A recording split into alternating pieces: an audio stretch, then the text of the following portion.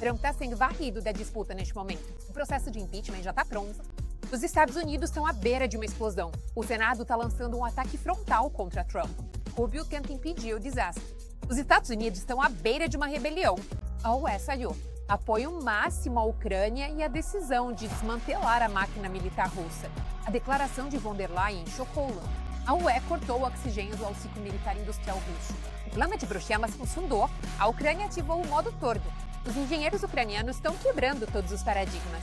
A Ucrânia está se tornando a fortaleza de aço da Europa. Drones, mísseis, blindagem. A Ucrânia está acelerando a produção ao máximo. O Kremlin está em choque com os últimos desenvolvimentos.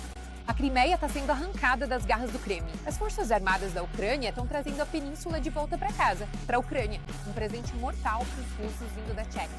O Ocidente abriu uma nova era de ataque. Janeiro-fevereiro de 26, a hora H para o Kremlin. Um novo míssil entrou em jogo. A retaguarda russa já não está mais segura. Baku está rompendo como fogo. Aliyev está virando as costas para o Kremlin. Apoio para a Ucrânia, indiferença para Putin. O Kremlin está perdendo seus últimos aliados. Putin está em isolamento. Tudo isso e mais no nosso programa Ponto Quente. Ninguém esperava por isso. A América está sendo arrastada para um apocalipse político. Impeachment para Trump. O campo informacional do planeta está em pedaços. A fúria está crescendo nos EUA. O povo exige armas para a Ucrânia e um golpe duro contra o Kremlin. Até o Rubio está apoiando a Ucrânia. O país está se dividindo diante dos nossos olhos. Todos os detalhes mais quentes já estão na nossa matéria. Chicago, Los Angeles, Nova York, Boston, em dezenas de cidades dos Estados Unidos aconteceram manifestações em massa contra o plano de paz proposto por Washington, que, na opinião dos participantes, na prática, legitima a agressão russa e força a Ucrânia a aceitar as condições de Moscou. O meio político americano também se juntou aos protestos em massa, posicionando-se contra a política de Trump. Por exemplo, em Chicago, o representante da Câmara dos Deputados, Michael Quigley, participou dos protestos. Quando regimes autoritários tentam apagar um povo inteiro, o mundo não tem o direito de ficar em silêncio. Não podemos repetir os erros do passado. E não podemos permitir que Trump force a Ucrânia a aceitar uma falsa paz, ditada por Moscou. Os americanos estão muito insatisfeitos com a política de Trump em relação à Ucrânia. Se o 47º presidente dos Estados Unidos começou seu segundo mandato contando com o apoio de 47% da população devido ao acordo de paz, ou melhor, a capitulação de fato da Ucrânia, que a Casa Branca tenta forçar Zelensky a assinar, a popularidade de Trump caiu para o mínimo histórico. Não são apenas os cidadãos comuns dos EUA que estão insatisfeitos com o plano de paz. O acordo provocou uma resistência notável no Senado, tanto entre republicanos quanto entre democratas. Putin passou o ano inteiro tentando fazer o presidente Trump parecer um tolo. Se os funcionários do governo estão mais preocupados em agradar Putin do que em garantir uma paz de verdade, então o presidente deveria procurar novos conselheiros. Esse acordo de capitulação não serve nem para a América, nem para a Europa, nem para a Ucrânia. Ele foi escrito por Putin e só beneficia ele. Trump ameaça constantemente que os UA vão sair das negociações se um acordo de paz não for assinado em breve. Mas na prática, ele não pode fazer isso pelo menos até as eleições de meio de mandato nos Estados Unidos, para a Câmara dos Representantes e o Senado, em novembro de 2026. Porque sua popularidade está caindo, o apoio diminui. E isso significa que Trump não vai se arriscar a irritar ainda mais os eleitores.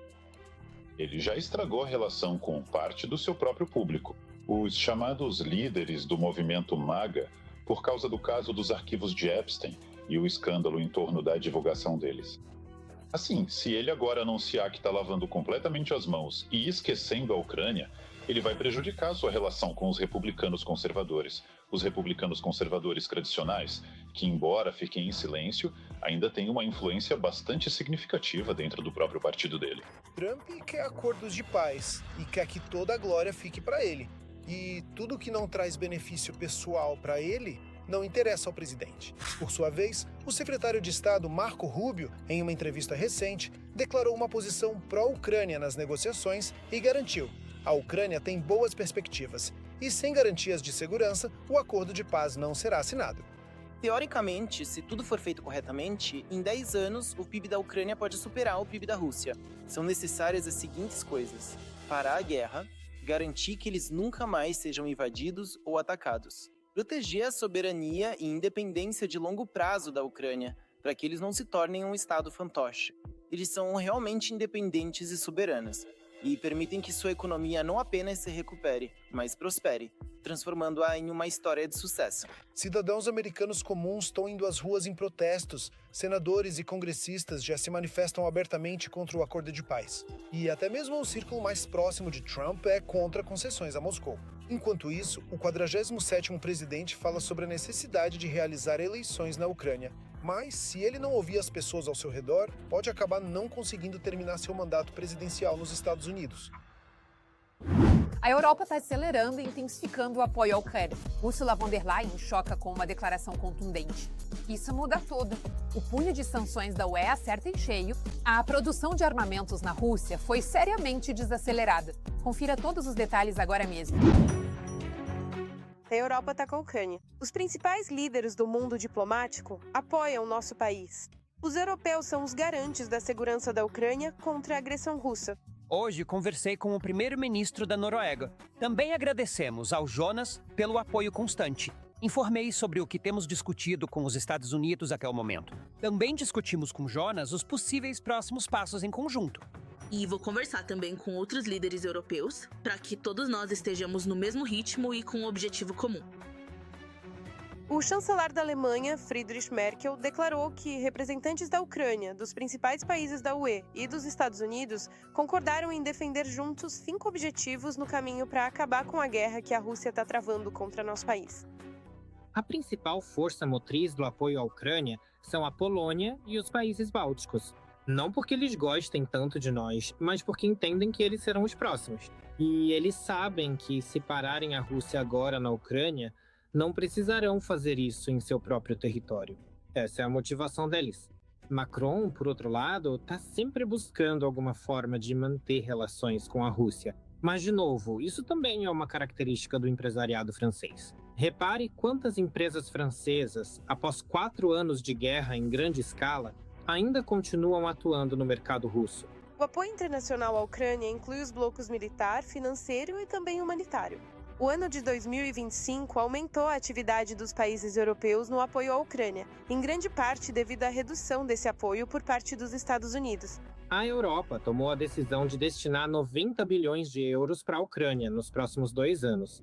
É possível ter opiniões diferentes sobre essa decisão, porque havia 2 opções na mesa. A primeira foi a que foi aprovada, que é a ajuda dos países europeus. A segunda era o uso dos ativos russos congelados. O fato de a Europa não estar pronta para usar os ativos russos congelados é sem dúvida um ponto negativo, porque isso envia à Rússia o sinal de que não se preocupem com seu dinheiro, ele estará seguro. Nós vamos gastar o nosso primeiro e só depois passaremos a gastar o de vocês. Um golpe duro para o complexo militar industrial russo neste ano foi o reforço das sanções, que afetaram os magnatas do petróleo russos Lukoil e Rosneft, os principais fabricantes dos mísseis Iskander-M. O escritório de projetos de engenharia mecânica e a fábrica de Votkинsk também estão sob sanções da maioria dos parceiros da Ucrânia. A economia russa está de fato afundando cada vez mais. E, na verdade, este ano, 2025, não se sabe como vai terminar para a Rússia, porque o déficit orçamentário vai existir. Esse déficit já ultrapassa o tamanho do Fundo Nacional de Bem-Estar, pela primeira vez, aliás, na história da Rússia, quando as reservas não são suficientes para cobrir déficit. E isso, inclusive, é resultado das sanções. Além das sanções, os problemas com a produção de armas e a extração de materiais para o abastecimento do exército ocupante resultaram em ataques constantes das forças de defesa contra alvos estratégicos russos. A queda nas exportações de armamentos russos confirma a degradação do complexo militar industrial da Rússia. A simples revogação do subsídio, que provavelmente já aconteceu, já está causando falta de combustível nos postos russos, pois era justamente esse subsídio que permitia aos distribuidores de combustível receber a diferença por vender dentro da Rússia, em vez nos mercados externos. Pela primeira vez desde a era soviética, em 2026, a Rússia gastará 40% do seu orçamento com a guerra. Números semelhantes estão previstos também nos planos para os anos de 27 e 28, o que mais uma vez confirma: o país agressor pretende continuar as ações militares e não está nem um pouco disposto à paz. A Ucrânia está acelerando em um salto militar. O país está ampliando seu arsenal não só graças à forte ajuda internacional, mas também devido ao rápido avanço de seu próprio complexo industrial de defesa. A Ucrânia está se transformando em uma fortaleza militar. Drones, mísseis, artilharia, veículos blindados, e isso é só o começo. Adaptação relâmpago e aceleração da produção ao máximo. Já mais de 40% das armas para a linha de frente são produzidas dentro do país. E vem mais por aí. O Kremlin está em pânico. Todos os detalhes na nossa reportagem.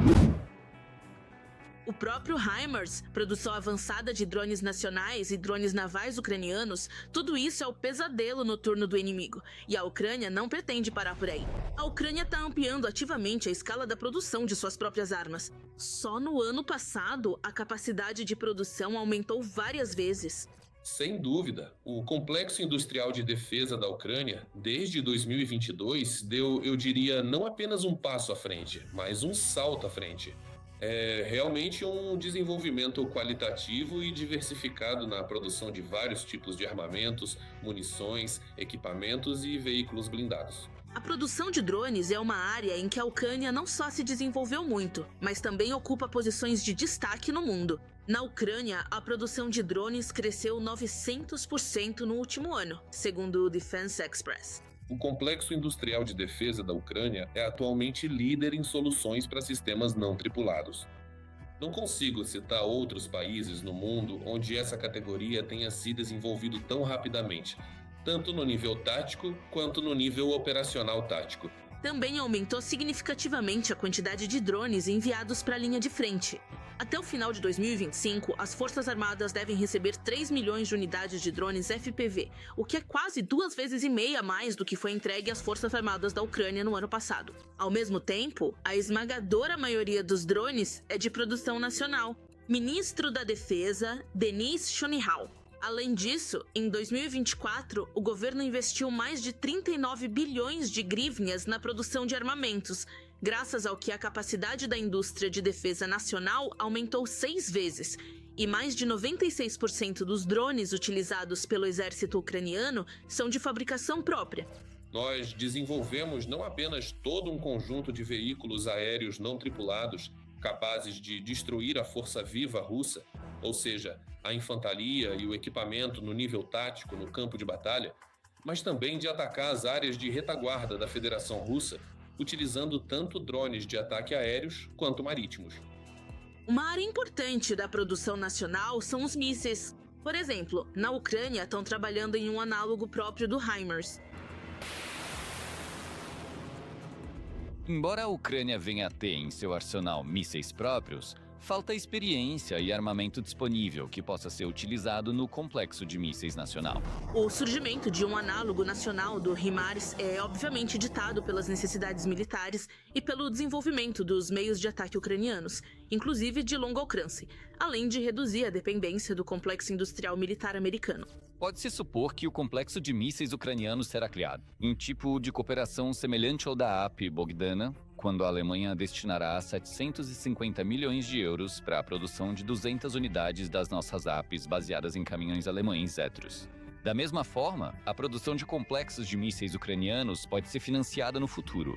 Uma das armas ucranianas mais eficazes é o sistema de artilharia Bogdana. Seu uso representa cerca de 40% de toda a artilharia na linha de frente. Além disso, a plataforma em termos de características se aproxima da AP francesa César, apesar do tempo de desenvolvimento e aprimoramento mais curto. Outros desenvolvimentos ucranianos também provam sua eficácia no campo de batalha todos os dias. Por exemplo, o número de acertos do míssil Neptune aumentou significativamente. E o principal valor do complexo de mísseis Sapsan é seu alcance e potência, pois ele foi projetado para atacar profundamente a retaguarda do inimigo. Se o Sapsan entrar em produção em massa, vai atingir esses alvos com muito mais frequência. Vai ser difícil para os russos. Também aumentou o uso em combate do drone míssil Ruta. A principal vantagem e capacidade do Ruta é sua alta velocidade, de 500 a 800 km por hora, o que permite reduzir a eficácia dos análogos russos dos grupos móveis de fogo e eliminar completamente os helicópteros da lista de defesas antidrone russas. E como não mencionar o míssil Flamingo nesse contexto? Como escreve o jornal The Independent, o míssil ucraniano Flamingo é 2 vezes melhor que o americano Tomahawk. Ele tem um alcance de voo de até 3.000 quilômetros e é capaz de carregar mais de 1 tonelada de ogiva. O Flamingo tem o dobro do alcance do americano Tomahawk e carrega o dobro de explosivos. Entraram em ação o Flamingo, o Neptuno de longo alcance, o Neptuno D e outros tipos de armamentos de mísseis e semi-mísseis, digamos assim. Eles já estão trazendo seus sucessos, dando resultados. E claro, o ano de 2026, tenho mais do que certeza, será marcado por ataques muito mais amplos e, o que é muito importante, ataques combinados ao território da Federação Russa, semelhantes e talvez até em alguns momentos superando em potencial quantitativo aqueles que a Rússia realiza contra a Ucrânia. E claro, o pesadelo da ponte da Crimeia, os drones marítimos SBU Sea Baby. O mesmo Sea Baby pode cumprir missões completamente diferentes, atuar como drone ou como kamikaze. E isso são apenas alguns dos principais desenvolvimentos da Ucrânia. Muitos deles são produzidos sob rigoroso seligo. Além disso, os aliados ocidentais aumentaram o fornecimento de armas para a Ucrânia. Em particular, isso se refere à artilharia. Foi o que informou o presidente Volodymyr Zelensky. O principal é que todas essas inovações ucranianas mostram uma coisa: os ataques contra o inimigo vão se tornar cada vez mais fortes e mais precisos. A Crimeia está dizendo tchau-tchau para a Rússia. A Ucrânia está sistematicamente eliminando as forças russas na península. Golpe após golpe, sem tauges. As artérias marítimas dos ocupantes estão quase totalmente cortadas. O Mar Negro está passando para o controle das forças armadas da Ucrânia. A Crimeia está voltando rapidamente para casa, para a Ucrânia. Confira todos os detalhes explosivos na matéria a seguir. Dia 20 de dezembro, drones do SBU atacaram o aeródromo de Belbek, na Crimeia ocupada. Como resultado do ataque, 2 caças Su-27 foram seriamente danificados. Um dos aviões estava na pista de taxiamento, totalmente armado e pronto para uma missão de combate. Ele foi destruído. O valor estimado de ambos os aviões é de cerca de 70 milhões de dólares americanos. Também foi confirmada a destruição da torre de controle, o que pode dificultar a organização e o controle dos voos no aeródromo. Assessoria de imprensa do SBU. Esta já é a segunda ofensiva bem-sucedida do SBU contra o aeródromo de Belbek na última semana. No dia 18 de dezembro, drones ucranianos destruíram equipamentos russos no valor de centenas de milhões de dólares. 2 estações de radar Nebo-SVU, um radar 92A6 do Sistema de Defesa Aérea S-400 Triumph, um sistema de defesa aérea Panzer S-2 e um avião MiG-31 totalmente armado.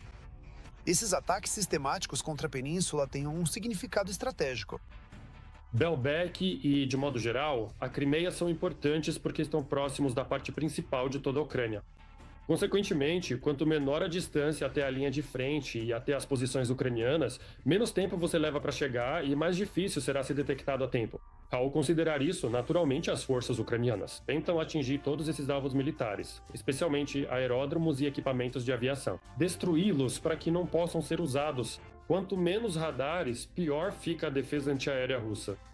Eles conseguem ver os drones ucranianos que podem voar em direção à Crimeia ou, por exemplo, em direção a Novorossiysk, onde fica a base da frota do Mar Negro da Rússia.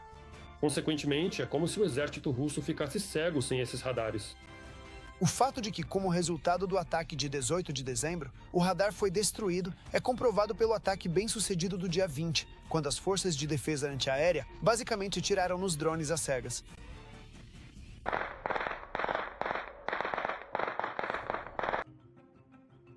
Ainda em 2021, Belbek era a base aérea russa mais importante na Crimeia.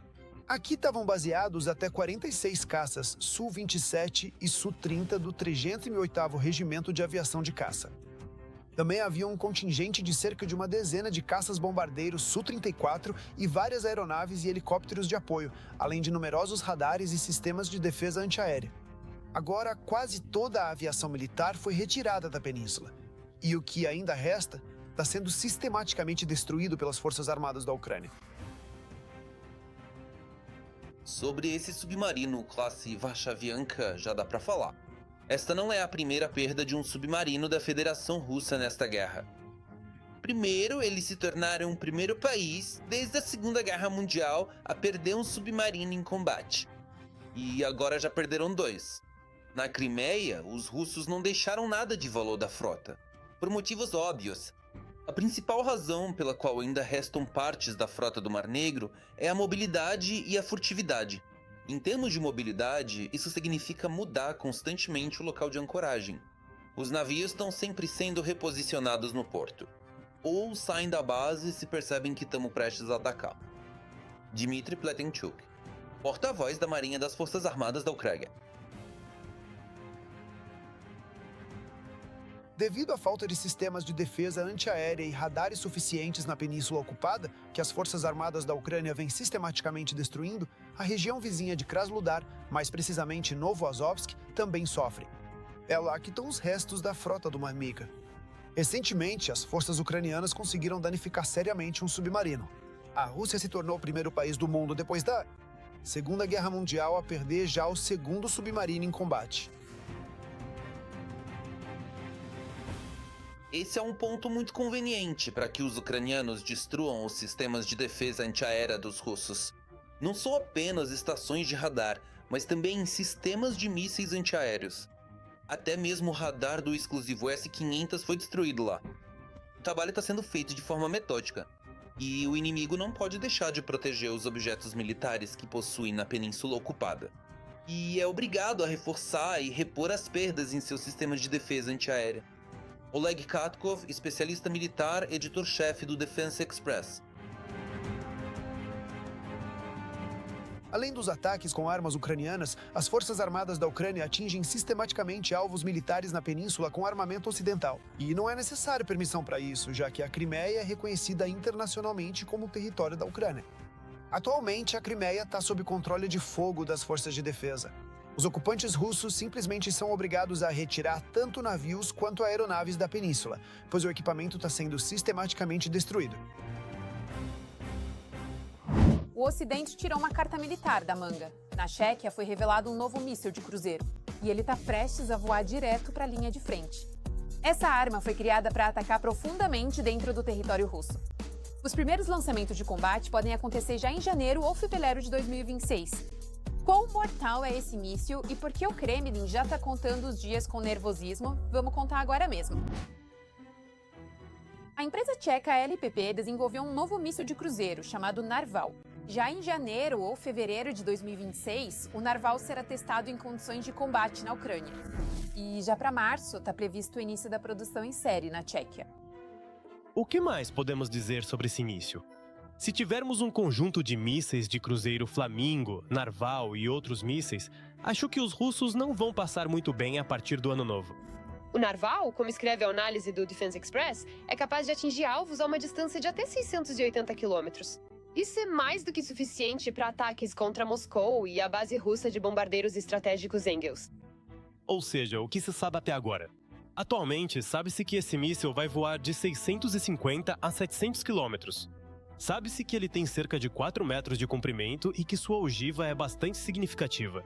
4 metros de comprimento, tem boa aerodinâmica, mas seu peso total é de cerca de 260 quilos. Ou seja, a ogiva vai ser mais ou menos como a do Shahed. 40 a 50 quilos, não mais que isso. Ela é capaz de voar, como eu disse, de 680 a 700 quilômetros. E tem seu próprio sistema de navegação, que não é muito afetado pela guerra eletrônica. O coproprietário da empresa LPP, Radim Petras, explica que, no cenário ideal, os Narval deveriam fazer parte de um grande ecossistema. Queremos inventar algo que funcione em um ambiente comprometido. Vamos enviar 10 ou 20 dos nossos drones básicos de 40 quilos, que vão suprimir a defesa antiaérea do inimigo. No mesmo instante, 2 Narval vão passar rapidamente por cima deles e acima deles ainda vai ter mais um par de invisíveis. Por isso, considerando que o Narval faz parte de um sistema, é possível supor que, junto com ele, as Forças Armadas da Ucrânia também possam receber o drone furtivo Night Ride Stealth e o drone MTS. Não me surpreendo que mísseis assim estejam aparecendo. Não me surpreende que eles estejam aparecendo na Tchequia. Eu realmente não me surpreendo que o setor privado seja muito mais eficiente do que as empresas estatais. E espero que esse míssil consiga causar muitos problemas para os russos. Ainda mais porque a Tchequia afirma que é um ecossistema tão específico que não vai ter só míssil de cruzeiro, mas também drones. E enquanto a Tchequia se prepara para testar seu míssil na Ucrânia, a Noruega planeja comprar um míssil terrestre com alcance de 500 quilômetros. A União Europeia diz que vai fazer um muro de drones, e a Noruega fala: eu vou fazer o meu aqui, vocês não precisam se preocupar. Eles vão fazer o deles, porque é um país muito rico, eles têm muito dinheiro. E agora eles anunciaram esse programa que vão ou criar ou comprar, ou vai haver algum tipo de produção conjunta de mísseis de médio alcance, com esse objetivo, para ter a possibilidade de alcançar Murmansk e talvez até Moscou. Enquanto isso, na União Europeia começou o chamado Desfile de Projetos Nacionais para a Produção de Armas de Longo Alcance. A Holanda está pedindo aos seus próprios desenvolvedores que apresentem uma alternativa ao Tomahawk em 3 meses. Foram anunciados os requisitos de alcance e peso da ogiva. A Suécia quer obter mísseis de longo alcance de 2.000 quilômetros contra a Rússia até 2030, porque existe uma situação de emergência. Vai chegar até Moscou. A França quer criar um míssil balístico com alcance de 1.000 quilômetros. Enquanto isso, atualmente apenas 3 países da Europa possuem meios reais para ataques a distâncias superiores a 1.000 quilômetros. São eles, o Reino Unido, que possui em seu arsenal Tomahawks americanos e mísseis balísticos americanos Trident para submarinos. A França, com seus próprios mísseis de cruzeiro NDSN e balísticos M51. E a Ucrânia, com o Longo Netuno e o Flamingo já operacionais. Além disso, entre esses 3 países, apenas a Ucrânia possui experiência real de combate no uso de armamentos de longo alcance contra a Rússia.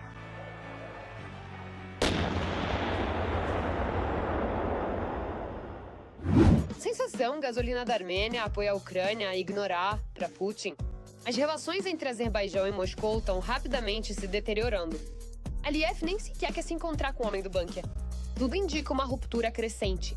Todo mundo tá fugindo do Putin como se ele tivesse uma praga. Será que Baku tá realmente se afastando da Rússia e apostando no Ocidente? Vamos analisar todos os detalhes na nossa matéria. No dia 22 de dezembro, Putin organizou uma cúpula informal dos líderes dos países da Comunidade dos Estados Independentes. Decidiu reunir todos, mas desistiu de viajar. Um deles, o presidente do Azerbaijão. Ilyam Aliyev preferiu não se encontrar com Putin, embora o Kremlin o esperasse. Então alegou uma agenda cheia. O chefe do nosso estado não poderá participar da cúpula informal dos chefes de estado da SEI, que acontecerá hoje em São Petersburgo, devido à agenda de trabalho lotada. Mas será mesmo que a agenda é o verdadeiro motivo? Ultimamente, as relações tensas entre Moscou e o Azerbaijão ficaram muito evidentes. Na verdade, não é o primeiro caso em que Aliyev demonstra que a Rússia e Moscou já não são mais para Baku o que eram antes, um centro geopolítico de atração. Na verdade, tanto o conflito entre Azerbaijão e Armênia, quanto o subsequente conflito entre Rússia e Azerbaijão são uma demonstração clara do afastamento do Azerbaijão de Moscou em direção à Turquia e, de modo geral, da busca de Baku por sua própria autonomia. Por isso, de modo geral, a razão por essa mudança na política internacional foi a agressão russa contra a Ucrânia. Putin, tendo investido todas as suas forças na destruição da Ucrânia, afundou-se em muitos aspectos, no âmbito da sua influência geopolítica. Já ocorreram diversos conflitos entre a Rússia e o Azerbaijão antes do início de uma guerra em grande escala na Ucrânia. A tensão já havia começado com a queda do avião. Em 25 de dezembro de 2024, a Federação Russa derrubou com um míssil um avião da Companhia Aérea do Azerbaijão. Falha técnica, autodestruição, destroços de mísseis, versões. Da Rússia vieram muitas versões.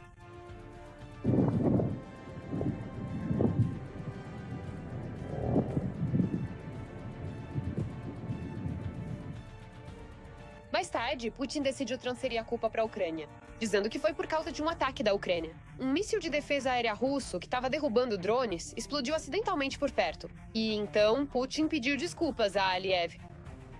E já naquela época, em nossa primeira conversa telefônica, eu não só comecei a me desculpar pelo fato de a tragédia ter ocorrido nos céus da Rússia, como também expressei minhas mais sinceras condolências à família. Mas o pedido de desculpa chegou tarde demais. Imediatamente após o desastre, teve início uma verdadeira guerra entre os serviços de inteligência da Rússia e do Azerbaijão. Na Rússia, começaram a prender empresários e pessoas influentes do Azerbaijão. A mesma coisa aconteceu no Azerbaijão, com detenções de cidadãos russos. A tensão chegou a tal ponto que no círculo de Putin já se discutia o que fazer com Aliyev. Isso foi comentado na mídia russa. Por um lado, estava claro para todos que era preciso colocar Aliyev em seu devido lugar. Por outro lado, Vladimir Putin não pretende pedir desculpas pelo avião da Azal abatido sobre Grozny. O terceiro fator importante é a forte influência da Turquia sobre o Azerbaijão e a tentativa de Erdogan de assumir um papel decisivo no Cáucaso. Mesmo a médio prazo, isso é desagradável e até perigoso para a Rússia. Sim, Aliyev começou a fazer mais negócios com Erdogan. Além disso, como escrevem os russos, está sendo planejada a criação de um análogo da OTAN nas fronteiras da Rússia. O Kremlin chamou atenção para uma nova fase de cooperação entre a Turquia, o Azerbaijão e outros povos túrquicos. Na mídia federal, a Organização dos Estados Túrquicos, cuja cúpula aconteceu em outubro, no Azerbaijão, foi chamada de análoga à OTAN na Ásia Central e no Cáucaso do Sul. Mas Putin não reagiu de forma brusca a tudo isso. Aliyev é importante para Putin. Para Putin, em princípio, bem, no geral, se olharmos para a aventura que Putin... Ele desencadeou isso na forma de uma guerra contra a Ucrânia. Esse foi o desejo dele. Ao contrário, de aumentar seu próprio status, demonstrar as capacidades da economia russa, do exército russo, enfatizar o status de uma potência mundial, uma daquelas que decide destinos, que espalha sua influência de diferentes formas. E isso chegou até mesmo ao campo militar.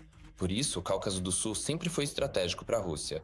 E no século XIX, no XVIII e no XX, os russos travaram guerras lá. Os russos tentaram usar seu soft power.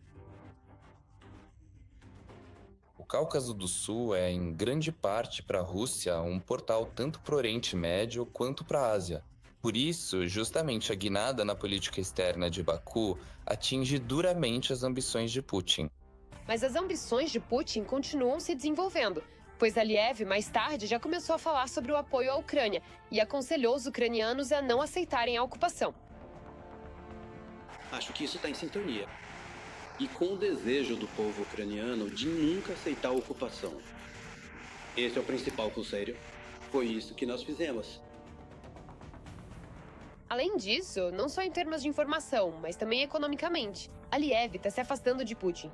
Baku suspendeu a proibição do trânsito de cargas para a Armênia pelo seu território. Agora, as partes passaram para a próxima etapa: comércio direto de recursos estratégicos sem intermediários.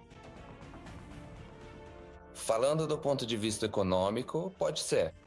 É uma questão política, porque, sim, mesmo assim. E estão em uma fase ativa de discussões para a assinatura de uma série de tratados internacionais, tanto Erevan quanto Baku. Ainda assim, permanece uma tensão considerável, porque estão ocorrendo discussões, por exemplo, sobre a troca de territórios, além de que parte da oposição dentro da Armênia é bastante... olha de forma crítica para a aproximação de Pashinyan com Aliyev. E, na verdade, essa própria aproximação é forçada justamente pela posição fraca da Armênia no contexto das relações bilaterais com o Azerbaijão, que retomou o controle de seus territórios reconhecidos internacionalmente por meio militar. Menos um parceiro. O geoestrategista do Kremlin começou a guerra contando que todos teriam medo dele, mas no final, todos começaram a se afastar dele. Na verdade, o Kremlin não tem tantos instrumentos reais de influência sobre o Azerbaijão.